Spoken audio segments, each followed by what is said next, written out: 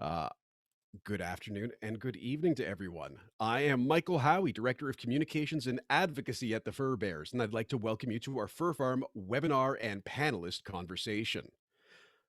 The Fur Bears is a national organization spanning many Indigenous nations. However, I'd like to acknowledge that our largest activity center is based in Vancouver, the traditional and unceded territories of the Squamish, Musqueam, and Tsleil-Waututh. I myself am located in Hamilton, Ontario, the traditional territories of the Erie, Neutral, Huron-Wendat, Haudenosaunee, and Mississaugas.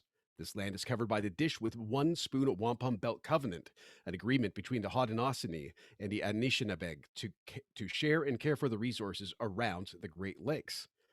I'd also like to take a moment to acknowledge that many of us are benefiting from Zoom in this last year and a half, which is headquartered in San Jose, California, the home of the Alone family of tribes. Thank you, everyone, for joining us today. We have four great speakers lined up, including Dr. Sara Dubois of the BC SPCA, Kukpi7 Judy Wilson of the Union of BC Indian Chiefs, Dr. Ian Hayek, an infectious disease physician at Vancouver General Hospital and assistant professor at UBC, and our own executive director, Lesley Fox. I have just a couple moments of housekeeping before we get started. Each speaker is using up to 10 minutes to present on their specialty and perspective. Questions will be addressed following all speakers' presentations. You can use the chat function, as I'm noted, in Zoom, and we will do our best to get to the questions following presentations. I'd also like to say that it's been an emotionally charged year for all of us, and we're all feeling really kind of built up on a lot of these issues.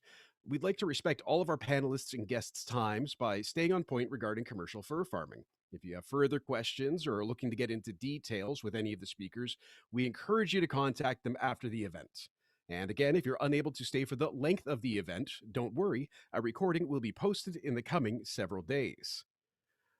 And while we are waiting for one of our panelists to join us, I am going to turn things over to Dr. Sarah Dubois as our first speaker and presenter of the evening. Well, perfect timing. And welcome to Kukpi7 Judy Wilson as well. And we are just going to get started with Dr. Sarah Dubois. So I will spotlight, and you are good to go. If you could allow me to share the screen, I will do so. Yep, you should be able to. All panelists. There's the button.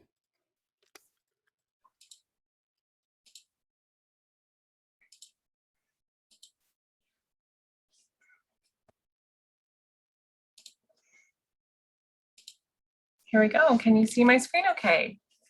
A thumbs up, fantastic. Thank you so much for inviting me to this webinar for Bears and for hosting this. It's wonderful to be able to speak to many people about this issue that we're all very passionate about. First, I'd like to acknowledge, though, that I'm speaking to you today from the traditional, ancestral, and unceded lands of the Coast Salish people, including the Musqueam, Stolo, the Squamish, and Tsleil-Waututh nations, whose historical ties to this land still remain. And today we're going to be talking about fur farming, but primarily I'm actually going to touch on mink specifically, because that's the experience I have the most. I've been honored to be part of the wildlife rehabilitation process over the years with baby mink that have been orphaned and see them raised and released back to the wild. But I've also had the horror of attending BC Mink Farms and as part of a cruelty investigations. So let's get started, because this is such an important issue to all of us. Many of our supporters are really shocked that we still have fur farms in British Columbia and in Canada. And so I thought I'd just start with outlining again what a fur farm actually is, since they're in our backyard. So they're actually intensive breeding operations of fur-bearing mammals, and that may be mink, chinchilla, or fox. In BC, we currently do not have any fox farms, although there are allowances under permits potentially for them. But their aim is to maximize annual fur production and the quality of that fur. In BC, there are currently 10 mink farms and 1 chinchilla farm with permits. These are issued by the Agriculture, Food and Fisheries Ministry of British Columbia. But I really have to say these are not your traditional farm. Wild animals are not a crop for production. This is not aiming to our goals of food security. But yet these fur farms receive the same benefits as BC other farms. So that includes tax benefits or access to funding programs. So who are mink?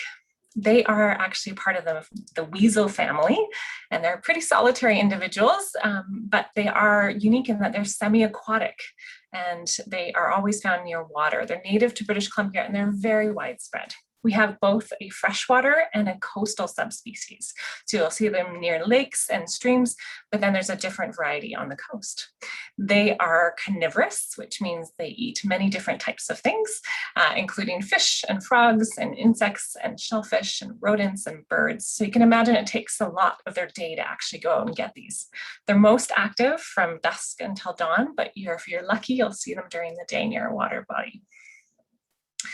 But on fur farms, mink are bred and they're selected basically for coat color and temperament. Those are the ones that get to survive to the next year.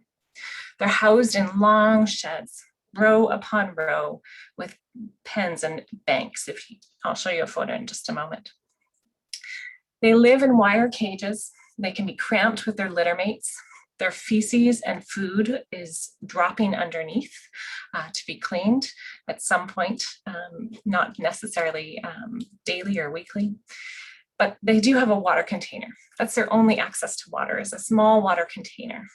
And they are fed a byproduct, like a sludge, on top of their wire cage every day, just kind of plopped on top as the machine rolls by. They are fed different animal products, byproducts from different industries, not necessarily that would meet their natural needs, like fish and frogs and other things. They are given one tool to play with during the day. That's how they can spend their time. There might be a rope, there might be a golf ball, something in their enclosure. If you can imagine that 2 mink, or a mom and its litter, can be housed in a small space of 345 square inches. Now, trying to visualize that, imagine a piece of paper times 2. So that's less than 2 standard pieces of paper for animals that actually are much longer than the paper itself. What a year looks like on a fur farm would be when it starts in wintertime, when the mink are actually selected for breeding and paired together. And then you'll see through the springtime, the females will give birth to litters that are about 5 to 6 kits. And then they'll be separated from mom and given the summer to grow and develop.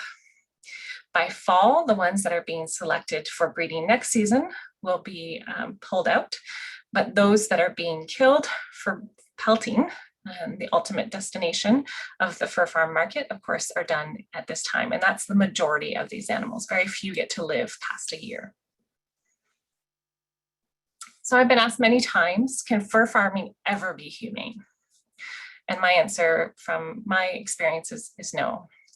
If you can imagine these animals, although they're bred in captivity and they have been for about 100 years, they're not domesticated in a sense that our dogs and our cats have been domesticated for tens of thousands of years. These animals are still very much wild in nature and have the needs of wild animals. They retain those natural instincts, and you can't provide for that in a commercial setting. The National Farm Animal Care Council is a national body that sets out codes of practice. And these are used as a minimum standard, but they're voluntary in some provinces. In other provinces, they are required. But in reality, we've seen a lack of inspections from their own inspection authority, our provincial government, but there's no third-party inspection. So the BC SPCA doesn't do inspections of these facilities by voluntary invite.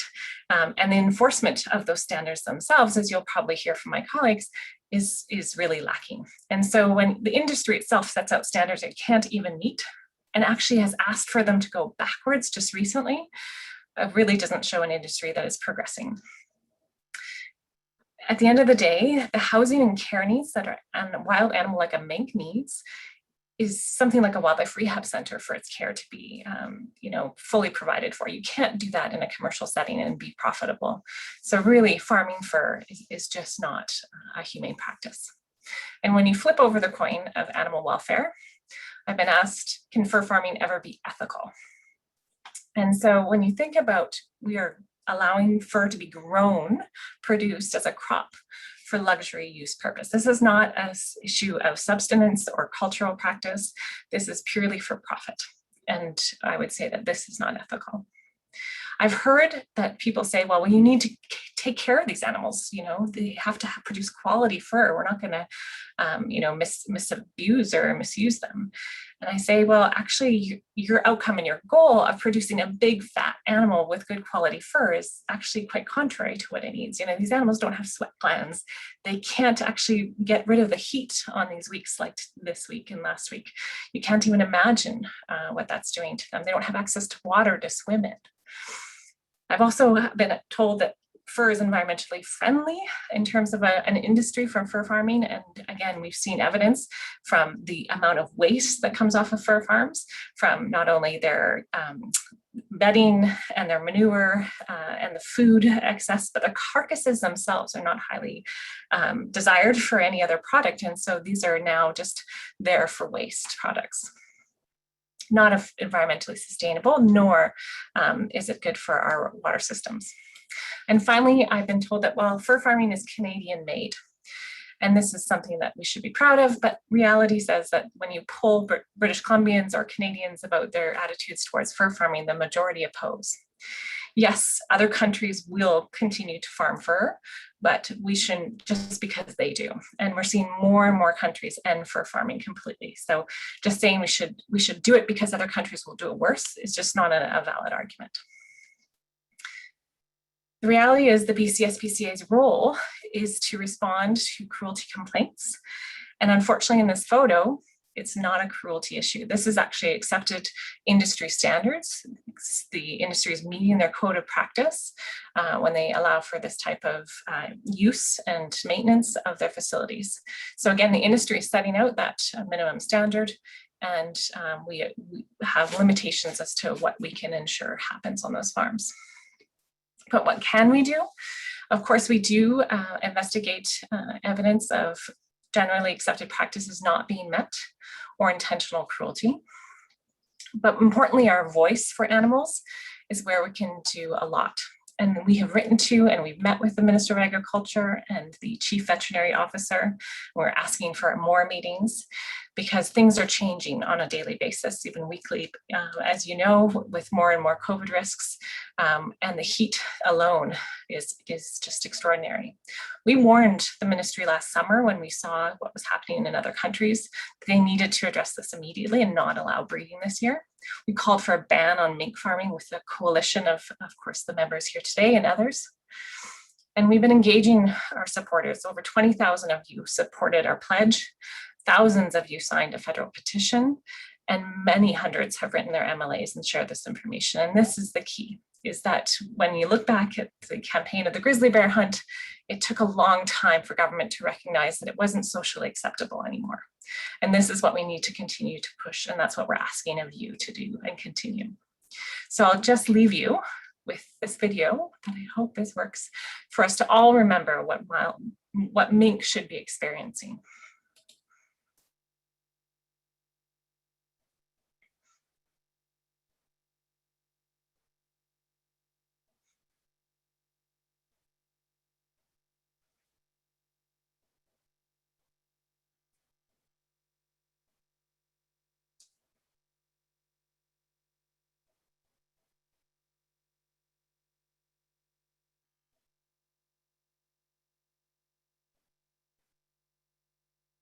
And that is a life worth living for a mink.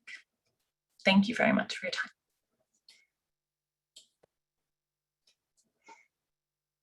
Well, thank you very much, Sarah, Dr. Dubois. It was lovely to hear from you. And I am now going to ask Kukpi Judy Wilson if she would like to begin. I have asked to unmute and am going to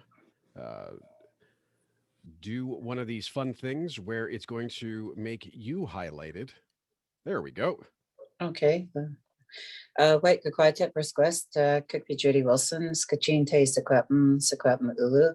I'm calling in from the traditional unceded and continually occupied territory of the Sequapm people in Kamloops, BC today.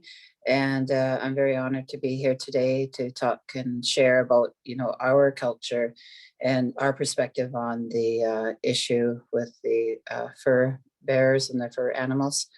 And I wanted to be able to say that right now I'm the Secretary Treasurer for the Union BC Indian Chiefs, and I'm a chief at the Nisquamish Indian Band, which is part of the Secwepemc Nation.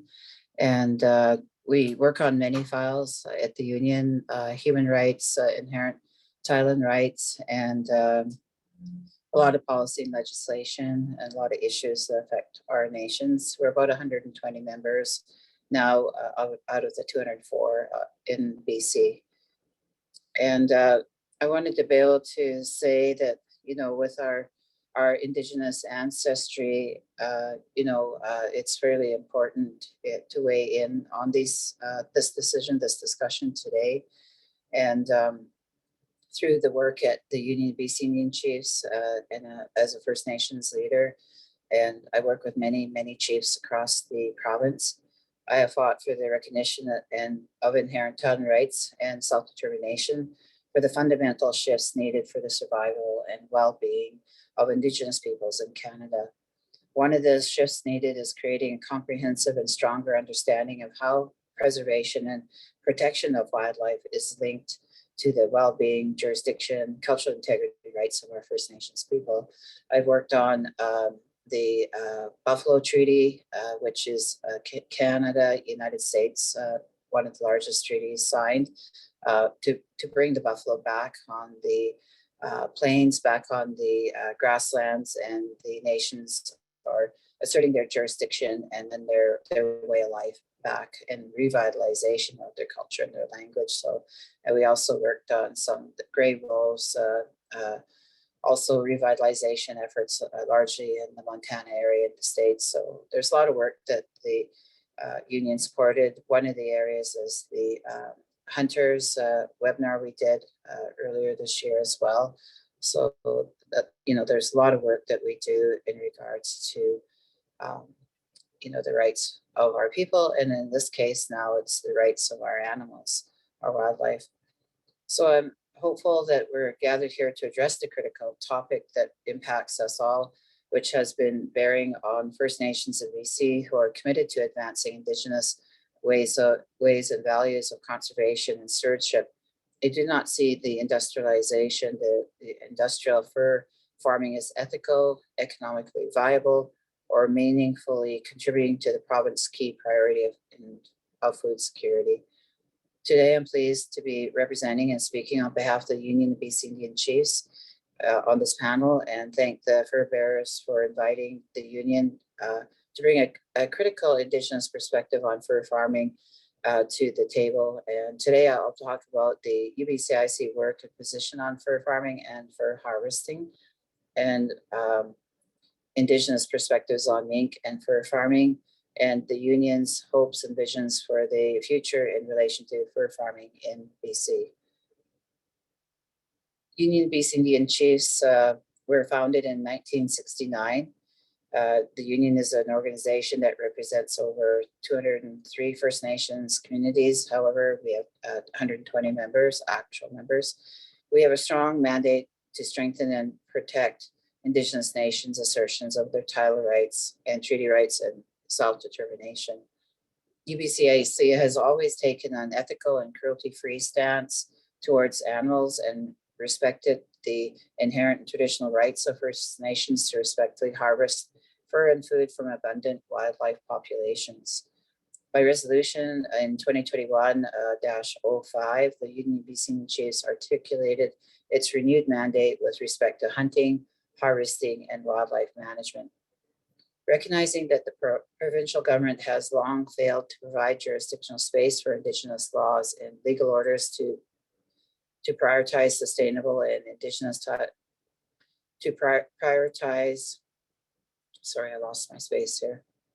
prioritize sustainable and Indigenous title rights, customs, and traditions, UBCIC placed a strong emphasis on being guided by principles of stewardship, sustainability, and accountability. UBCIC recognizes that hunting, harvesting, and wildlife management play a foundational role in Indigenous lives and cultures, and recognize that the fur trade has long been an important part of First Nations cultural identity as First Nations, and have been harvesting and trading furs long before colonial contact.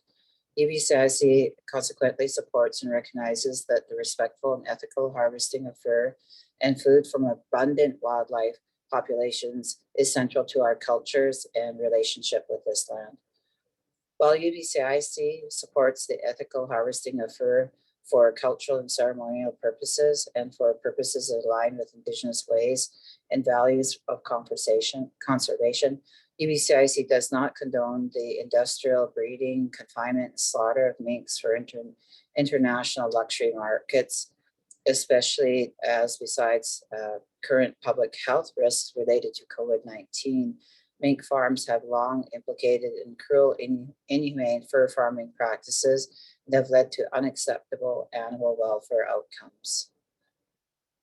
Throughout the COVID-19 pandemic, UBCIC, along with the BC SPCA and the fur bearers, have communicated many concerns around mink fur farming in the provincial government and called for an end to the fur farm industry in BC. We consequently called on BC to address the considerable health-related risks and long-standing ethical issues of industrial mink farms, including the role mink farms play in the spread of COVID-19. And also to make the necessary regulatory and legislative changes to phase out an industry that the vast majority of Canadians consider inhumane, wasteful, and unnecessary. So fur farming from our Indigenous perspective. The fur farming industry in BC goes against the traditions and values of BC First Nations, who maintain a deep spiritual connection to all living things, including mink, which hold significant cultural value for many nations and play an integral role in our stories of creation and systems of knowledge, and is viewed as a Coast Salish trickster figure.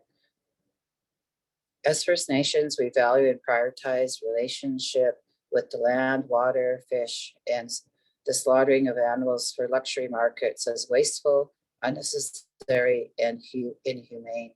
So our animals and our relationship with all creation, we have sustained since time immemorial. So in any of the type of slaughtering or housing them in inhumane conditions are very, very impactful to our way of life as we see it, and very disrespectful to the animals. We also call attention to the fact that farmed fur degenerates and degrades the value of traditionally harvested fur items, and also limits the economic opportunities for First Nations trappers and hunters. So going into some concluding comments, and I think the question was asked of the panel was, what are your hopes for the future? Do you see a place for fur farming in the future? And from your perspective, how can people best act? And I'm not sure if we're supposed to relay that now or at the end, so I'm going to go with it. I wasn't told if we were doing additional remarks at the end. So our hopes for the future are rooted in holding deep relationships with the land and waters, and respecting and learning from Indigenous teachings and ways. Industrial fur farms are fundamentally in conflict with traditional Indigenous values that places emphasis in nurturing and respecting all living things, and uphold a holistic framework of conservation and care. UBCIC would like the provincial government to heed the many critical concerns raised by the public and by animal welfare, environmental, and Indigenous groups, and move to immediately phase out mink farms. As outlined in UBCI's mandate on hunting, we recognize the hunting and harvesting of wildlife as a powerful and sacred tradition that gives shapes and meaning to life lived in a nation's territory, and that through Indigenous laws, we sustainably regulate hunting, manage game, and protect wildlife species. As stewards and caretakers of our lands and waters, we want to work together to ensure BC addresses the pressing COVID-19 health risks and ethical concerns that stem from a practice that we have long outgrown. We want the public to join us, BC SPCA, and other like-minded organizations in calling upon the Ministry of Agriculture to ban fur farming by abrogating the fur farming regulation under the Animal Health Act, which would render fur farming a contravention to the Wildlife Act.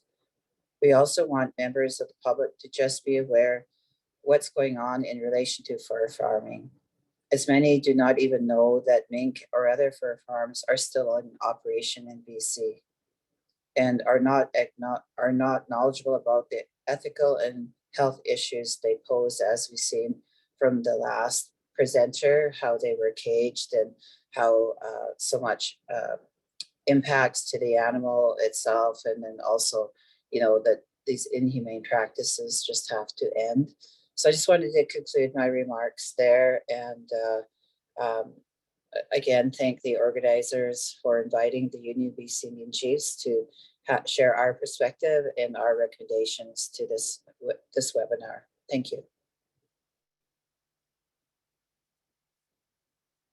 Well, and thank you, Chief Wilson. We're very pleased that you were able to join us for this this evening.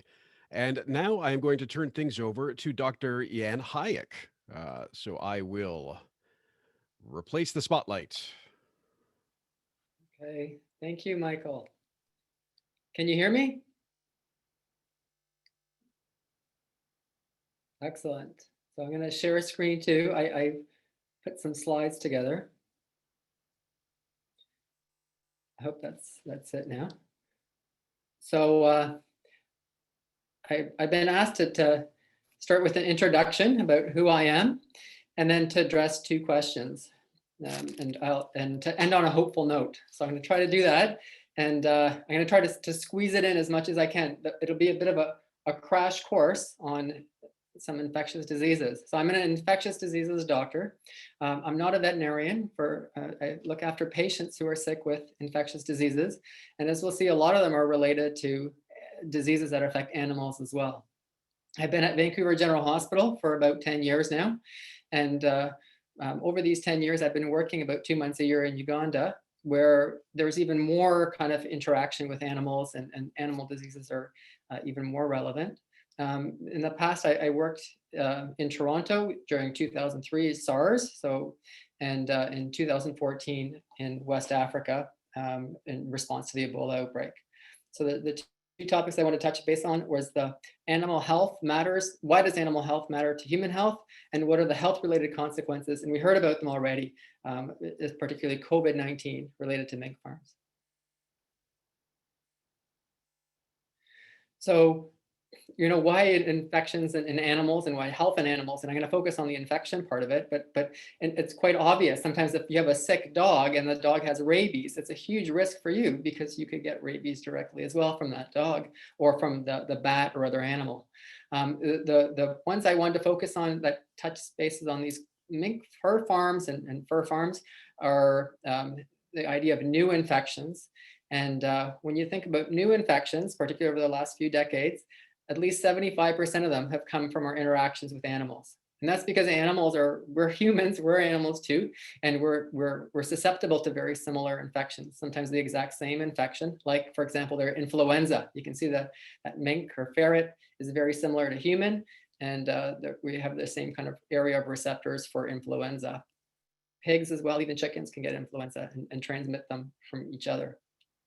And the way we think about these new infections and from animals to humans, there are two main kind of categories you can think about. New introductions, and that's usually with wildlife trade and deforestation. If you're going into a new place, you can think of even a pristine environment, there's some new virus there in a bat cave somewhere that you haven't seen before, and that can infect people, and it could spread to other people, a new infection. And that has happened with Ebola and with SARS in 2003.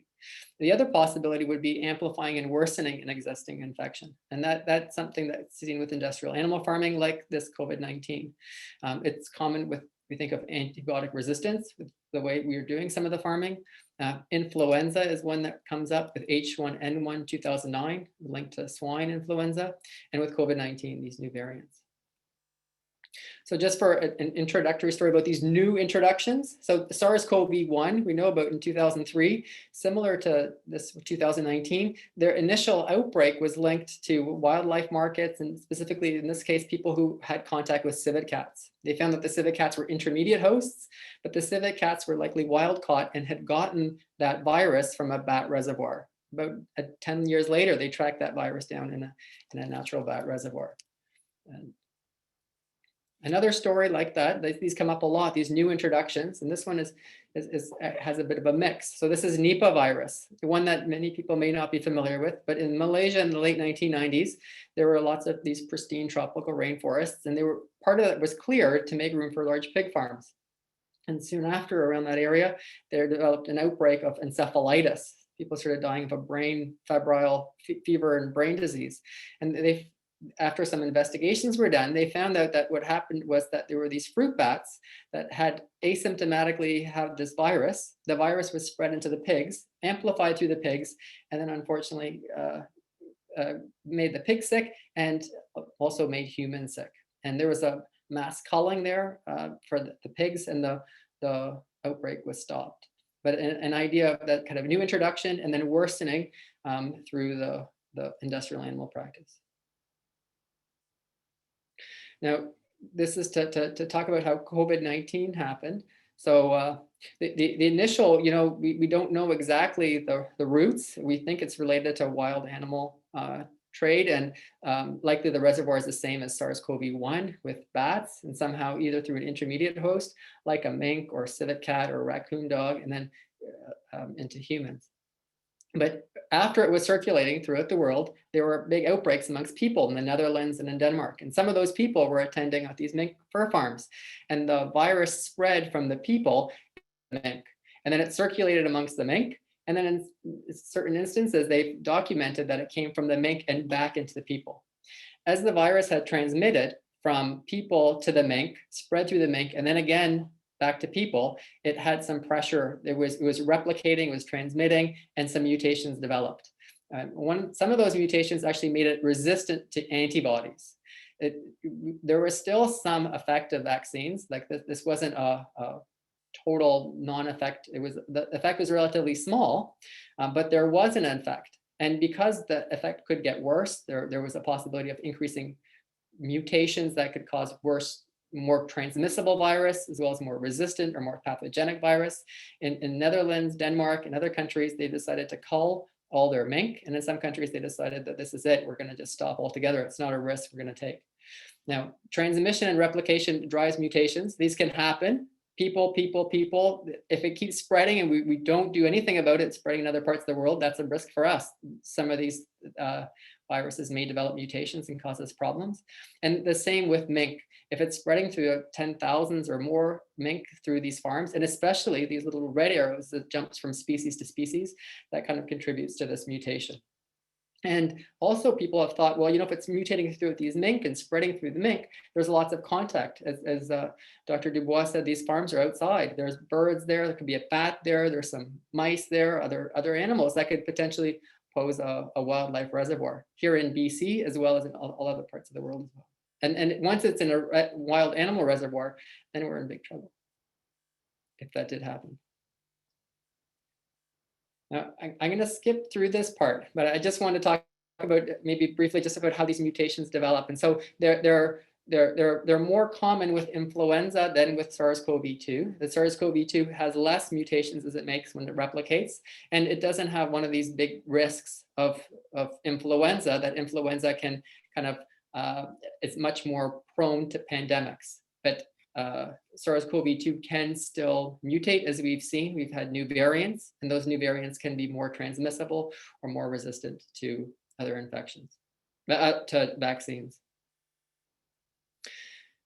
I'm not going to spend time about this either, unless people ask, but it's the idea that influenza is another big risk. That if we're lucky and COVID-19 goes away and the mink farms don't end up causing us worse outcomes, then there's still this influenza thing to worry about. And mink are also susceptible to influenza. And with influenza, the big thing with influenza is the mixing of viruses. So if a human, bird, swine flu can mix together, that's the risk for pandemics. And mink, as also susceptible, they are also a risk for these pandemics. So if a mink there was a duck that could affect the mink and a human at the same time, that it could mix together and pose a risk for us for a future pandemic. And so then just about the mink fur farms in BC right now. So what happened in December in 2020, there were 2 outbreaks documented on mink fur farms. And I think they came to light because the mink fur farmers were feeling sick. They were tested, and then they went on to test the mink fur farms. And one of them had about 1,000 mink. And on that mink fur farm, they said, okay, that's enough. And they killed all the mink for public health, not for their fur. And there's no further risk related to the minks on that farm. Another farm, they killed an estimated 70% of their animals for fur. And there are some other animals remaining, and they're being bred this year. So far, we don't have any documentation that the virus had formed harmful mutations on that mink fur farm, or that it transmitted back to people. And hopefully it ran its course. Although there have been outbreaks that lasted on some mink fur farms for weeks, 2 months, 3 months or more. And then in May 2021, just recently, there was another outbreak on a fur farm. It was detected by active monitoring. It wasn't, the people on the farm weren't reportedly sick, and they weren't reporting increased deaths amongst the mink. And the workers were all offered vaccines or previously vaccinated. So how it happened is not very clear, but they did document that there were some minks there that had disease, COVID-19, spreading from mink to mink. And now what that risk poses, well, it's the risk that some of these variants may develop, and some of these variants may alter the way the virus behaves, and that it could potentially spread back to people. And the other risk is that if it's spreading along these mink in the mink fur farm, it could potentially spread to wildlife. And then just to add to it, those risks of influenza. And my hopeful note is that these risks are quite small, and so far it hasn't caused us problems. But the other hopeful note is that we can stop this. This is not a necessary risk that we have to do. It's kind of like thinking, there's COVID-19 is spreading amongst other parts of the world. Well, we can do something about that. We can vaccinate it, and we can kind of remove that risk from us.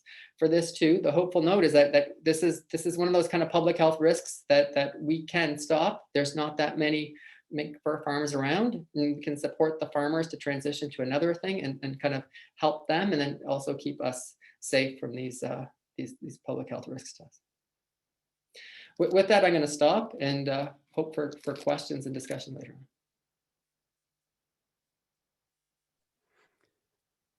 All right, and we will click the replace spotlight. That is the quickest explanation of virology I've ever heard. So congratulations to you. I'm now going to turn it over to Lesley Fox, our executive director, for her portion.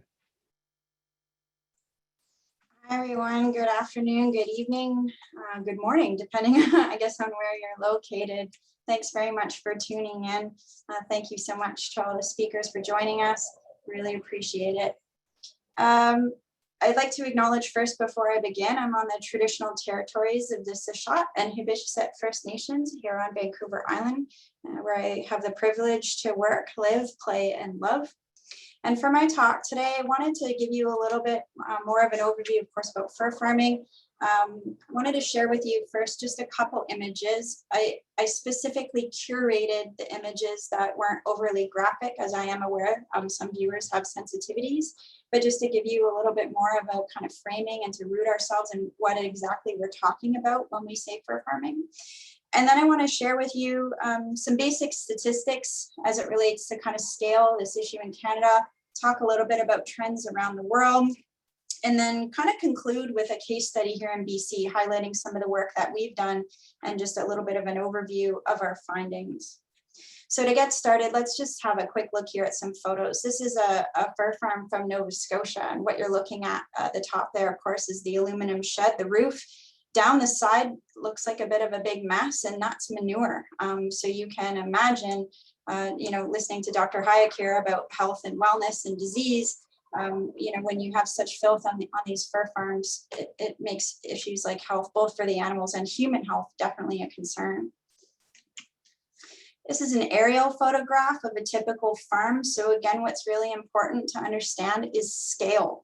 So when we use the word farm, sometimes the word farm can conjure up images of a small family-owned operation, very tiny in scale, very nuanced. And that's not what we're talking about. We're talking about mass production, factory style farms.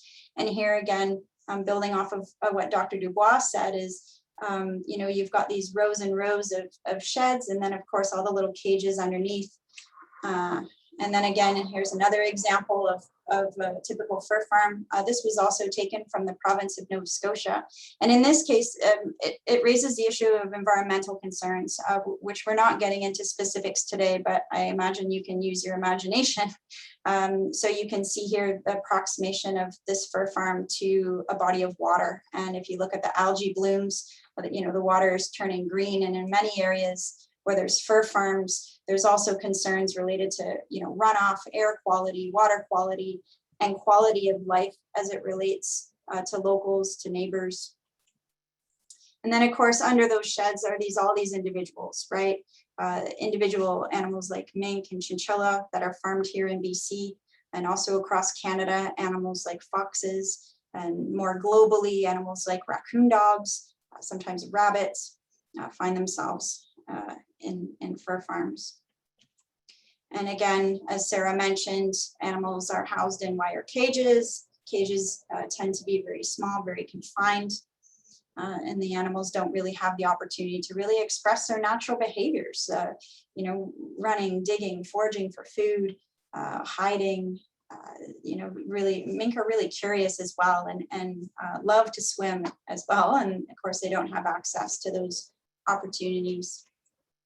Chinchilla farming. This is a typical chinchilla farm. This photo is actually from Europe, but many operations are very similar. So again, you know, you're thinking of things like scale. You're looking at the sides of the cages, wire mesh, that type of a thing. You can see each is sort of an individual unit, and within the unit are these little individuals. If you've never seen a chinchilla, this is what they look like. They're actually related to the rabbit family. Very cute, known for their soft fur, very, very, very soft, very velvety.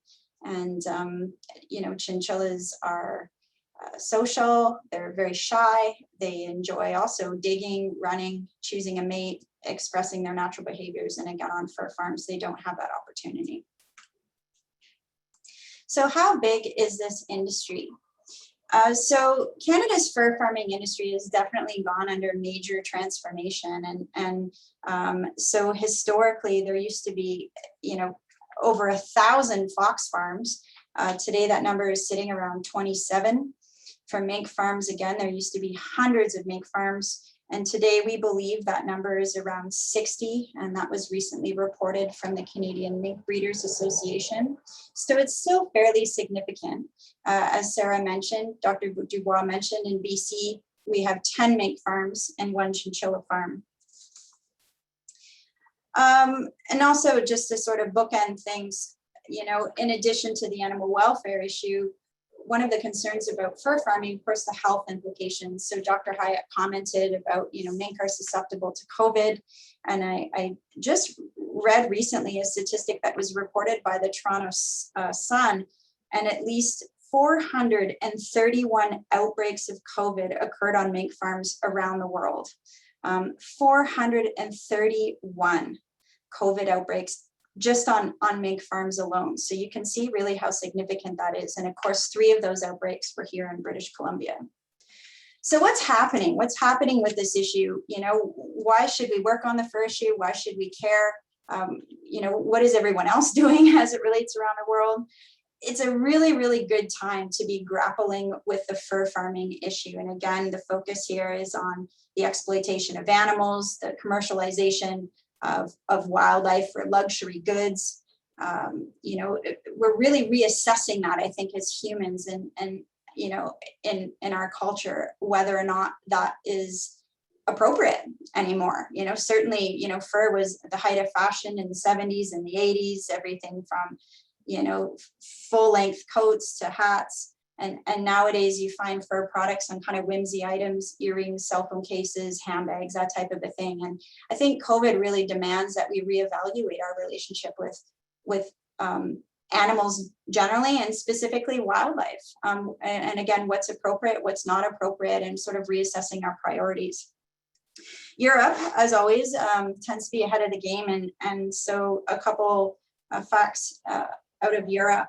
So fur farming has been dealt with extensively in Europe. So the United Kingdom was one of the first countries to ban fur farming, Austria as well. The Netherlands recently announced an early shutdown. Other countries, including Croatia, Slovenia, Estonia, France, Ireland, Norway, Belgium, Czech Republic, they've all restricted or phased out fur farming. And most recently in California became the first state to ban the sale of animal fur products. And so, unpacking the fur issue, and particularly as it relates to Indigenous culture, these regulations do provide an exemption for fur used for religious purposes or by Native American tribes. And that's important to mention. So here in BC, the fur bearers has been really busy on this issue, and certainly over the last year, because of the links with COVID, we've really escalated our actions, and we've filed over 30 freedom of information requests to the BC government, trying to obtain documentation about what was happening on these farms. And I wanted to just highlight a couple of the takeaways from some of those freedom of information requests, just to give you a sense of current day where we are with this issue. So as we mentioned, there's 10 mink farms, 1 chinchilla farm. Documentation reported that spreading mink feces on blueberry fields for human consumption was happening, and that certainly raised some concerns as it relates to public health. There were reports of escaped mink, feral cats on the property, which again, we learned from Dr. Hayek, other animals coming and going from these farms can also create a health risk.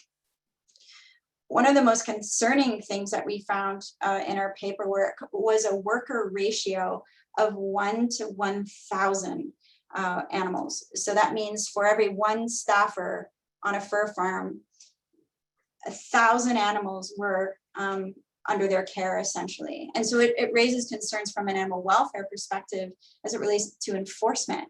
So how can one person properly care for 1,000 animals and meet the requirements under the codes of practice, for daily health checks? Is that even reasonable? And continuing on, agri-stability funds. And so essentially fur farms being subsidized or kept afloat by public funds, both coming from the federal government and the provincial government. And that's up to a tune of $6.5 million. Lots of non-compliance related issues, namely related to the chinchilla farm. And so we uncovered information that the chinchilla farm has been operating with a permit, even though they hadn't met the requirements under the Animal Health Act.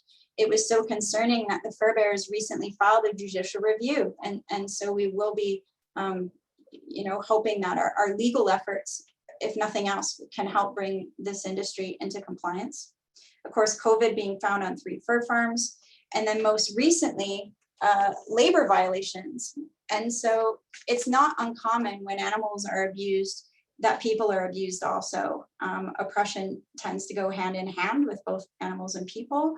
And so after reviewing 38 inspection reports from WorkSafe BC, we've uncovered information about many of these farms, again, not in compliance, issues related to no hand washing stations, no soap, no paper towels in designated areas, no written procedures for workers to reference for the handling of live or dead mink to protect themselves from COVID transmission, failure to demonstrate that workers were adequately trained or were following COVID protocols, workers weren't wearing personal protective equipment, feed carts traveling between designated zones were going without being disinfected, and that there were no consistent procedures for sanitizing machinery or tools, and that there was no protocols to address decontamination, as it relates to hygiene controls. And so again, it's not surprising based on these findings that, BC found COVID on three mink farms.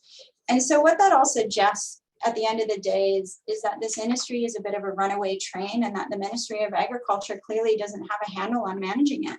And so we're really poised at this point in time to create change, and change is actually happening quite quickly. So recently, you may have heard the announcements by some big fashion companies, Canada Goose, Neiman Marcus, Holt Renfrew, have all made an announcement to step away from using animals as luxury products. And we've also seen some interest at the political level. We've been speaking with MLAs, that's the member of legislative assemblies here in BC, and also some MPs, and there's an interest in learning more about this issue. And as a result, the Fur Bearers has taken a variety of actions. We've published a fur farming report that's available on our website, and we'll put a link to that in the chat.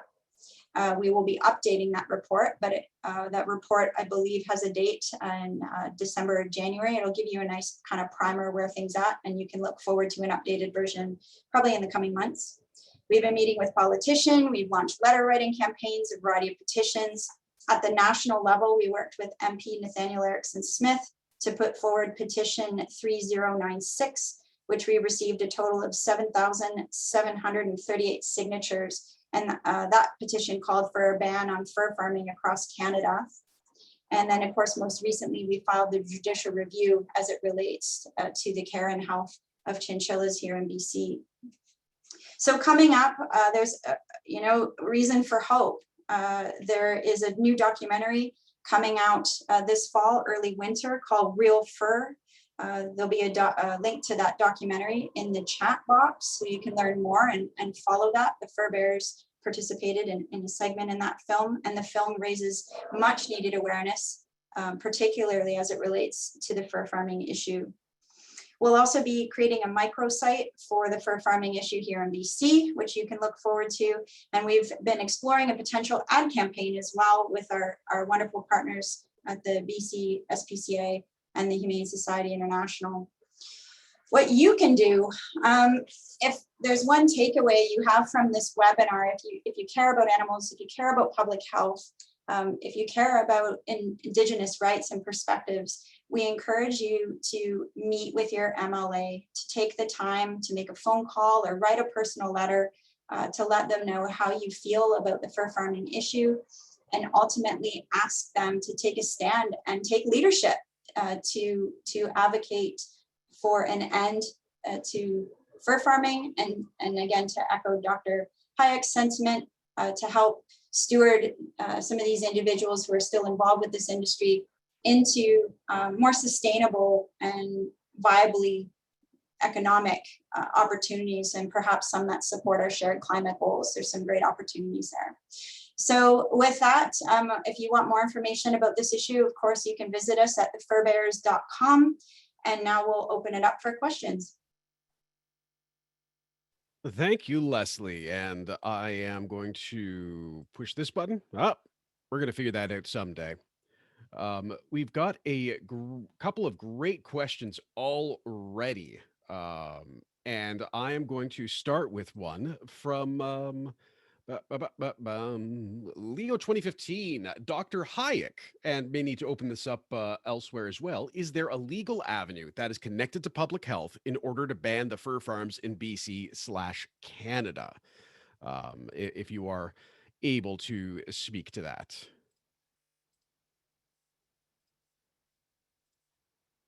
Legal action, that's a good question. I think that, public health, these rules, this COVID-19, I think it's relatively new, and how to react against it is difficult. I think what they're doing right now is they're trying their best to mitigate the risks. So they're advising farmers on best practices, making recommendations for those, recommending that they be vaccinated, that they screen the mink as best possible.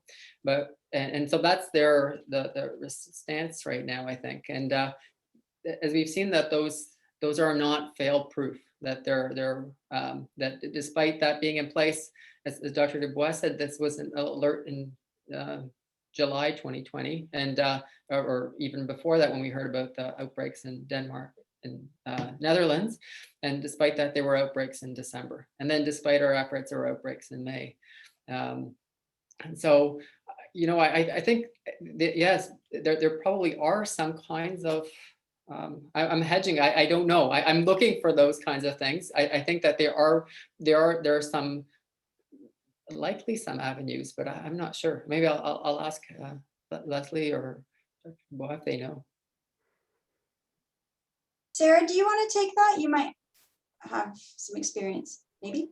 Well, I think, of course, if there was an interest from the public health officers department, of course, to look at orders, that could be if things got significantly worse for the people, because of course that's what their primary concern is for.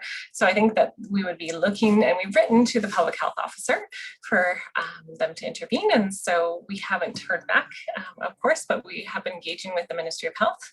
But in terms of the risk, again, it's been assessed in terms of being a low risk, unfortunately. And so they're just mitigating it, as Dr. Hayek has said at this point. Yeah, maybe I would add to that too. So they are ways to do it. I know we've seen. I was just thinking around that time too. That we've stopped being able to go to national parks or provincial parks. That was a risk. And so you weigh the risks and benefits of all those things. And that people are grappling with what to do with schools. And so here, I think it's a matter of weighing the risks and benefits and saying that, in some places like in Denmark and Netherlands, they said that's it. This is not a risk we're willing for our public to tolerate. Maybe school, that there's a lot of benefit for people. They're like, hey, this is a risk we're going to put up with. But for this one, I think other people have evaluated it differently and said this is not a risk that we're willing to take, and have made public health orders in order to cull the mink and to prevent that public health risk. So I would say that there are some avenues that they just haven't been used yet for this particular one. And just before pitching to another question, I can say that in question period, Minister Popham and her representatives have stated that they have continued the breeding and opening of these fur farms in consultation with public health. What that consultation looked like and what was said by whom, we don't know, but we do know that much. We have a couple of questions regarding I think sort of the Minister of Agriculture and the meeting that meetings we have collectively had. I'm going to paraphrase a few questions here, and please let me know in the chat if I do a terrible, terrible job of it, and I will attempt to apologize appropriately. But many of these comments relate to the great job on these presentations, and all of this information, wondering if Minister Lana Popham, who is Minister of Agriculture, Food and Fisheries for BC, received this information, and whether or not, anything came of that. Another way of asking that is, why do you think this is not resonating with the government at this point? So a bit of a broad question, but all stemming around the meeting and I think sort of just the facts. Dr. Dubois, you're unmuted, so I'm going to pick on you first. What is your impression in that regard? Well, yes, we have met as a coalition with the minister and her staff, and we have had other meetings with MLAs as well. From typically the government's response, what we've seen is that they have launched biosecurity measures and that these farms are in compliance, and they're working with industry to ensure that the risk is mitigated.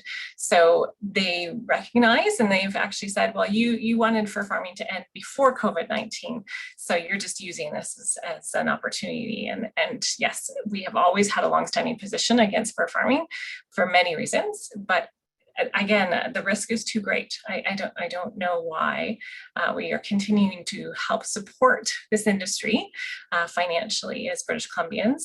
And, I think the minister needs to hear from everyone.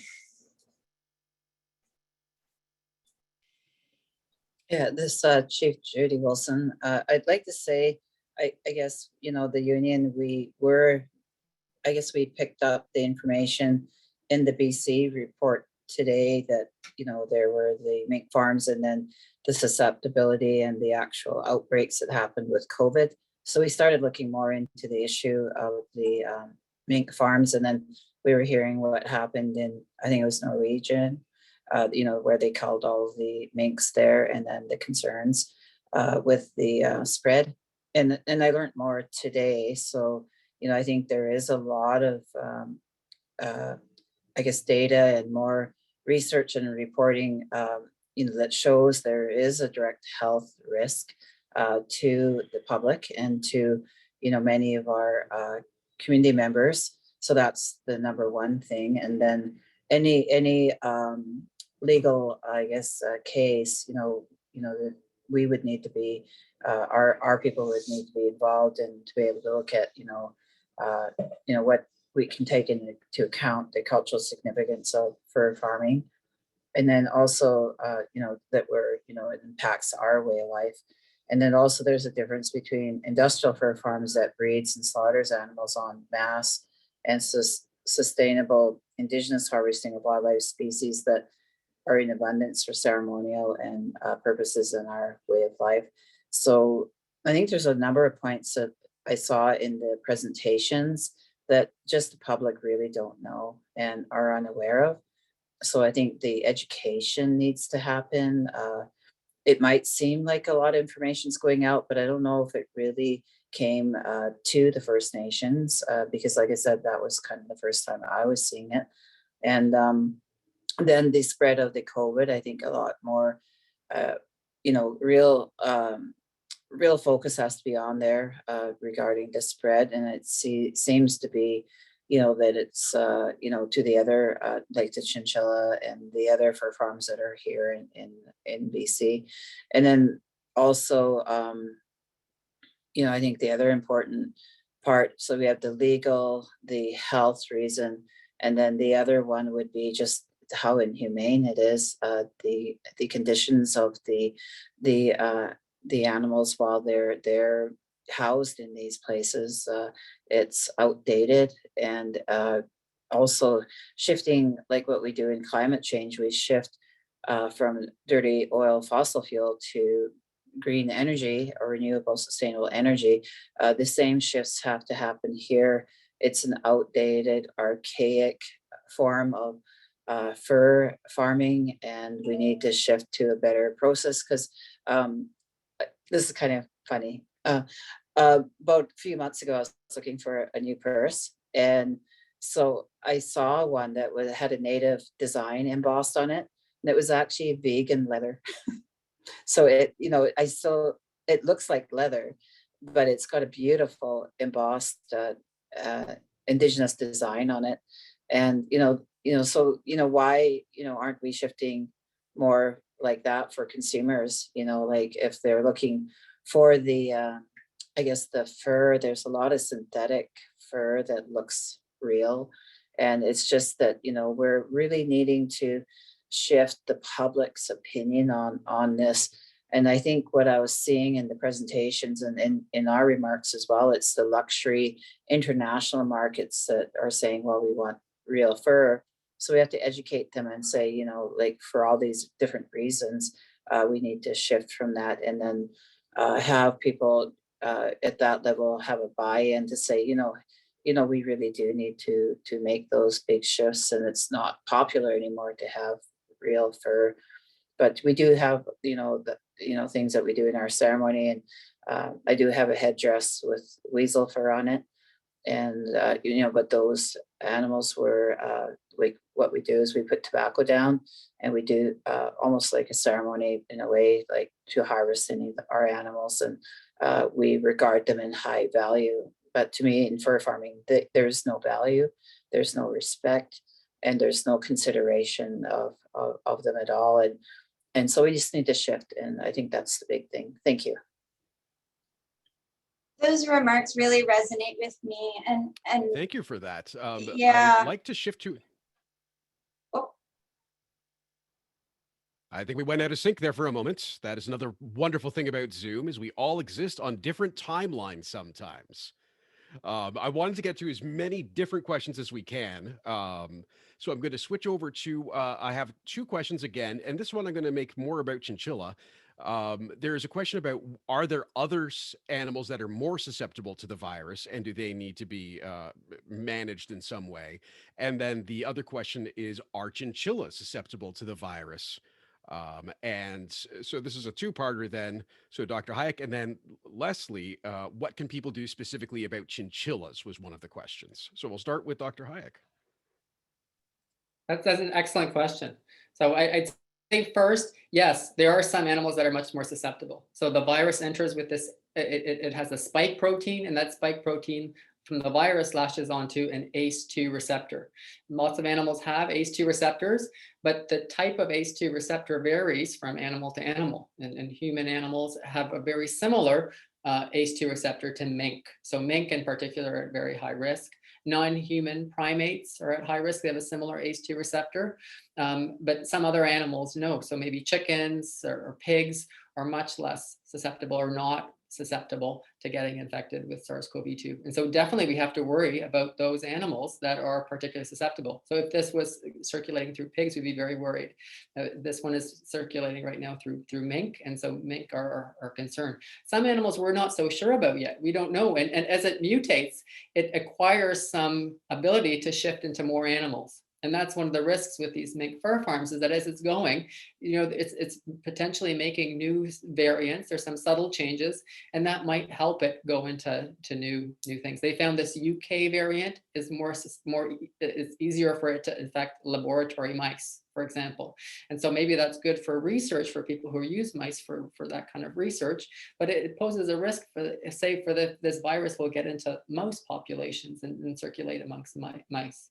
And chinchillas, I try to look it up, and I couldn't find anybody who did testing specifically on chinchillas, but things like hamsters, I say animals like hamsters could be infected, and so I'd say it's a definite possibility, and it's a concern. And that's, if as Lesley was saying, if we're not kind of checking in it and being very careful, that we have to be proactive here. Once it happens, it's a bit too late. Once this whole outbreak happens, and if something, the idea is to be very careful so I'm going to stop that comment there.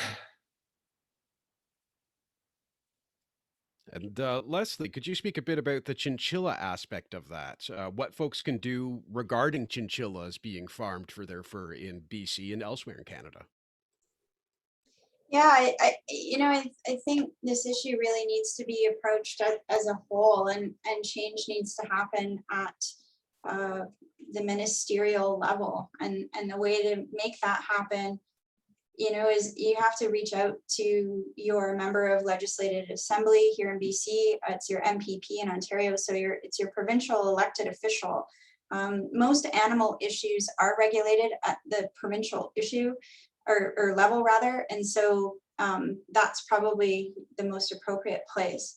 I did want to make a comment though. What makes this issue really timely and compelling, and even here today, is I am loving the multitude of perspectives on this issue. So here we have this issue about, seemingly what is an animal welfare issue, but we can see here that it also touches on public health. It talks about environments, about workers' rights, and it does affect First Nations as well. And it's such a great way to explain the relationship with First Nations is sacred, and that doesn't involve the exploitation of animals, and they're very separate things. And so sometimes I think, and the fur industry can be guilty of that, is packaging this as a First Nations issue and taking advantage of that and manipulating that relationship to suit their own financial interests. And so that's something to be really critical about. But I really love all the different voices, and so all of the participants on the call today,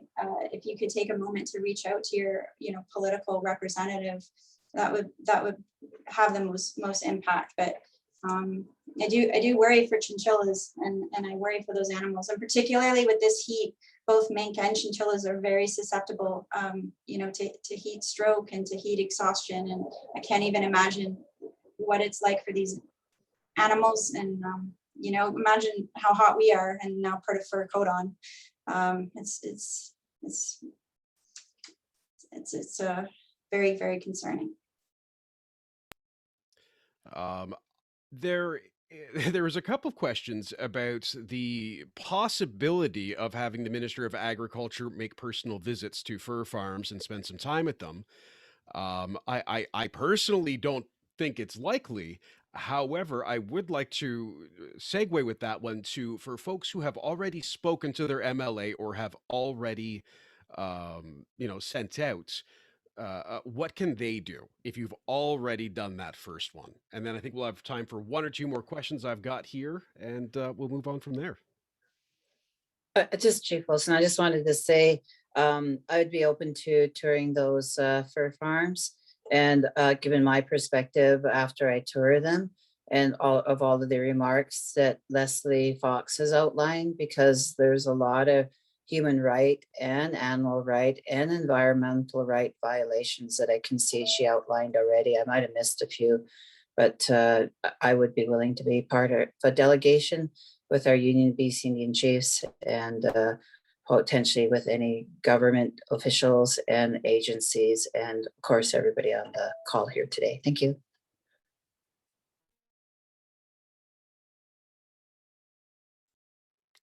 Anyone else want to speak to what more can be done regarding if you've already contacted your MLA? I would say if you've gotten a template reply letter from your MLA, which I've seen a lot of lately, is don't accept status quo. Let them know you know this is not enough, that you're not going to just accept this and move on, that you can ask for a one-on-one meeting. You are their constituent, they work for you, take it to the next level. This is an issue that we can't let just slip away into everything else in the world that's going on. Of course, there's a lot, and so the government needs to know that this is not an issue that we're going to let go of. Excellent answers. One of the questions that came up earlier that I've been putting off because I thought it was maybe a great one to end on is why are these fur farms that don't meet the health and safety requirements for COVID-19 and also for the care of the animals all pass the safety and care regulations given from the provincial and government? So yes, Lesley has opinions on this. Also like to throw it to everyone else though, as a great way to wrap up, just your thoughts on that question. And if folks can get to know you a bit better at a specific website or social media. We'll start with Lesley, who got that hand up real quick. Yeah, I have lots of opinions for days. I think with any issue there where you have it's so complicated and there's all these moving pieces, it's sometimes hard to make things a priority. And especially these days, everything seems on fire, literally. We have forest fires, we have residential schools, we have poverty, the opioid crisis. There's so much going on, and sometimes it's really hard to get any action ever from government on anything because I feel like it just all spins out of control. I suspect why, with these fur farms, things slide or get overlooked is partly because there are other competing interests.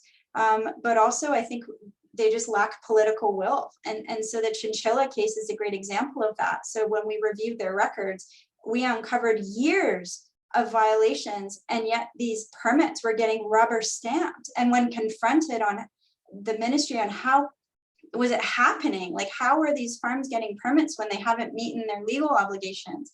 The answer, well, it was an oversight. Well, that's a big oversight, and it can have dire consequences, particularly as it relates to public health. And so it's sad, but I think that's sort of the role of nonprofits sometimes, is taking government to court, keeping them accountable, like hit the gas and put them under the spotlight, whether it's by hosting webinars like these or dragging them out in the media. It's just, the word persistence is an understatement, but there really is no answer of how or why bad things happen and continue to happen. I think it's a leadership problem, it's a political problem, and we just have to keep fighting. So Chief Wilson, again, as I mentioned, the tours, but maybe going further than that. And I know many of our members, as you've seen with the old growth farm logging, and then also with, a lot of the numerous, residential school walks and all of the action we took there. A lot of times government will not respond unless there's direct action. Direct actions have to be taken. And I know we did that with the hummingbirds, for example, in the Trans Mountain case. where they were not heeding any of the federal migratory bird, regulations. So the Hummingbird Society, the Bird Society, actually went and put together, the press release, press conference, and then we were able to go right on site. I didn't make it right on site, but it actually ended up being right through BC. They were able to enforce their federal migratory bird regulations. So it's the direct actions that speak louder than words sometimes to raise the issues. And I could imagine seeing the pictures of the chinchillas and the mink, in their inhumane conditions, I know there's a lot of issues with the wildfire and the residential school kids right now, but somehow or another, it's strategically timing when maybe if you're saying with the heat wave, the heat wave is also affecting, these animals that are inhumanely caged like that. So getting, some information there, but strategically at a later date, doing the tours, and then if the government still doesn't heed that, then moving more toward direct action. Thank you.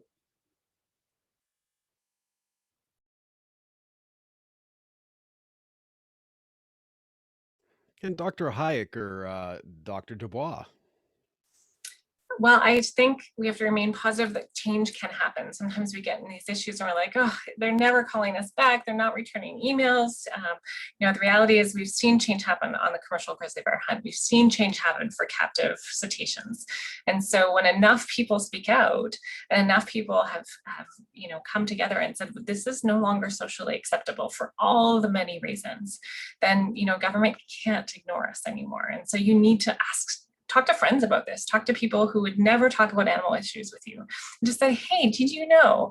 And you can focus on one of the many different types of issues, whether it's the financial issue, the public health issue, not respecting First Nations culture issue. Like there are so many different angles on this issue that certain people are going to get involved. This is not just an animal lovers issue.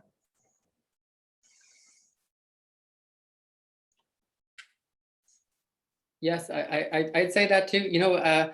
I don't have that much experience in that kind of domain, but I could say that I worked before for the federal government for Citizenship and Immigration Canada for large group refugee movements around TB and infectious diseases. And there's a big push to continue the same status quo, don't rock the boat, don't change things. And it really requires a lot of push to change policies. If it's keeping refugees safer from diseases, or if it's for this kind of thing, keeping public health, prioritizing public health over financial pressures. There are some financial pressures here, and so I think so. It does. I think what Chief Wilson was saying, that sometimes you do have to push things, and if we don't do anything, it might not change. So.